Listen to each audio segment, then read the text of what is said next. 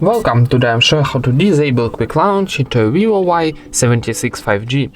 First of all, open your settings, then scroll down and find shortcuts and accessibility option, this one.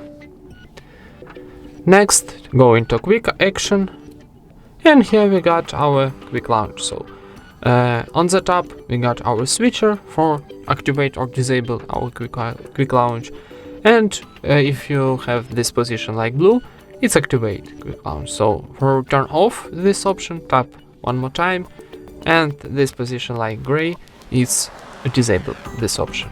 And that's it. Thank you for watching, leave thumbs up and subscribe to our channel.